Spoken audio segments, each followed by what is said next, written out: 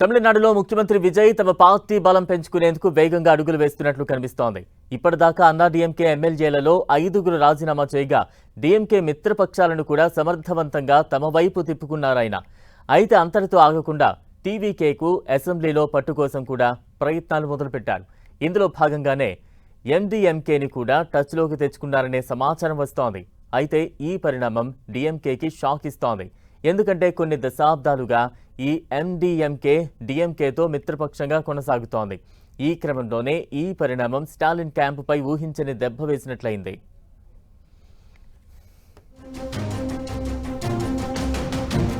అన్నా డీఎంకేని కాదు, ఇక డీఎంకే పైన ఫోకస్. తమిళనాడులో టీవీకే మాస్టర్ గేమ్. బైపోల్స్, చేరికలతో మెజారిటీ కోసం ప్లాన్. తమిళనాడు రాజకీయంలో అనూహ్య పరిణామం చోటు చేసుకుంది. డీఎంకేకు చిరకాల మిత్రపక్షమైన మరుమలార్చి ద్రవిడ మున్నేట్ర కళగం ఎండీఎంకే అధికార తమిళిగ వెట్రి కళగం టీవీకేతో జట్టు కట్టేందుకు సిద్ధమవుతోంది. ఎండీఎంకే ప్రధాన కార్యదర్శి వైకో సీఎం జోసెఫ్ విజయ్తో భేటీ కావడం ఈ ఊహాగానాలకు బలం చేకూరుస్తోంది. ఈ మధ్యనే వైకో కుమారుడు ఎండీఎంకే ఎంపీ దురై వైకో కూడా విజయ్తో సమావేశమయ్యారు. 2026 అసెంబ్లీ ఎన్నికల్లో డీఎంకే నేతృత్వంలోని కూటమిలో ఎండీఎంకే పోటీ చేసి 2 స్థానాలను కైవసం చేసుకుంది. ఆ పార్టీ సాధారణ మండలి సమావేశం ఈ నెలాఖరులో జరగనుంది. పార్టీ భవిష్యత్తు, రాజకీయ దిశగా ఆ సమావేశంలో కీలక నిర్ణయం తీసుకునే అవకాశం ఉన్నట్లు తెలుస్తోంది.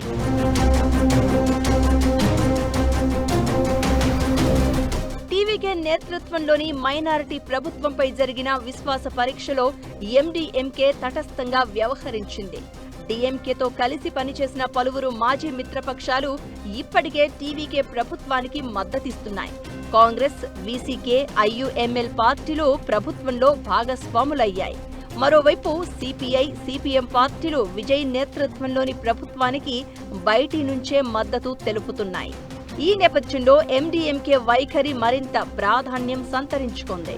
డీఎంకేకి చిరకాల మిత్రపక్షంగా ఉన్న ఎండీఎంకే అధికారికంగా తమ నిర్ణయం ప్రకటిస్తే రాష్ట్ర రాజకీయాల్లో ఈ నిర్ణయం సంచలనంగా మారడం ఖాయంగా కనిపిస్తోంది. అయితే ఈ ఊహాగానాలపై వైకో అప్రమత్తంగా వ్యవహరిస్తున్నట్లు తెలుస్తోంది. ఇప్పటికిప్పుడు వెంటనే తన నిర్ణయాన్ని ఓపెన్ గా చెప్పలేదు.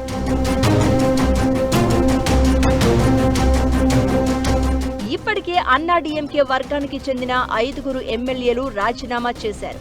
వాటిని స్పీకర్ ఆమోదించగా అక్కడ బైపోల్స్ రానున్నాయి. ఆ 5 స్థానాల్లో కనుక టీవీకే గెలుపు సాధిస్తే మెజారిటీ మార్కుకి దగ్గరవుతుంది. మరోవైపు లోకల్ సెంటిమెంట్ మిస్ కాకుండా ప్రభుత్వ పాలసీలకు ప్రజల్లో మంచి మార్కులు తెచ్చుకునేందుకు ముఖ్యమంత్రి విజయ్ వ్యూహం రచించారు.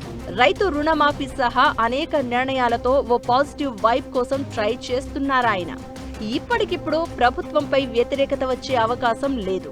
కొత్తగా అసెంబ్లీ సెషన్స్ లో డీఎంకే నేతృత్వంలో విజయ్ పై చేసిన విమర్శలు కూడా పెద్దగా ఆకట్టుకోవడం లేదనే వాదన ఉంది.